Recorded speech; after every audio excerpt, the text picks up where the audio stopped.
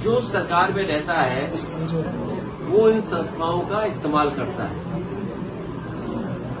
पहले कभी इस्तेमाल हुए होंगी ये संस्थाएं, आज भारतीय जनता पार्टी की सरकार है, लेकिन भारतीय जनता पार्टी ने सब सीमाएं लागू की। वो केवल अपने वोट के लिए, दूसरे लोगों को अपमानित करने के लिए ईडी, सीबीआई, इनकम टैक्स का सहारा ले रहे हैं। हमारी तो मांग ये होगी कि भारतीय जनता पार्टी अगर जीरो टॉलरेंस रखती है करप्शन के लिए, तो अपने नेताओं के, अपने विधायक, अपने लोगों का आकलन करें कि किन किन की संपत्ति बढ़ गई है, और जिन जिन की संपत्ति लगे कि ज्यादा बढ़ गई है तो उनके खिलाफ भी वही कार्रवाई होनी चाहिए जो विपक्ष के खिलाफ कार्रवाई कर रहे हैं। और मैंने कई मौकों पर कहा कि आज जमीनों का काम सबसे ज्यादा कोई कर रहा है तो भारतीय जनता पार्टी के लोग कर रहे हैं।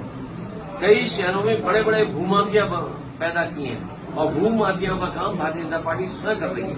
लखनऊ में, कानपुर में, आपके अयोध्या में, गोरखपुर में, वाराणसी में आप जानकारी कर लें और सरकार जब भी जांच करेगी, सबसे ज्यादा जमीनों का और सबसे ज्यादा खिलवाड़ कागजों से और भूमि माफिया के रूप में कोई उभर करके आ रहे तो भारतीय जनता पार्टी स्वयं है। और अन्याय की सीमा आप देखिए, क्या कानपुर की घटना नहीं हुई? एक किसान की जमीन लिखवा ली, 6 करोड़ का चेक दे दिया, बाद में उस गरीब आदमी से चेक वापस दिया, चेक फाड़ दिया, उसे आत्महत्या करनी पड़ी। उसे कौन बचा रहा है? भारतीय जनता पार्टी के नेता बचा रहे हैं। इसी तरह कानपुर में एक व्यापारी को इतना मारा सिख भाई को कि उसकी आंख चली गई। कौन था वो? भारतीय जनता पार्टी का कार्यकर्ता था। इसी तरह और जगह अगर आप देखोगे, सबसे ज्यादा अन्याय इनकी सरकार में हो रहा है। आज ही खबर पड़ी है कि कानपुर देहात में भी और कानपुर में 2 पक्ष में झगड़ा हुआ, 2 लोगों की जान चली गई केवल जमीन के विवाद।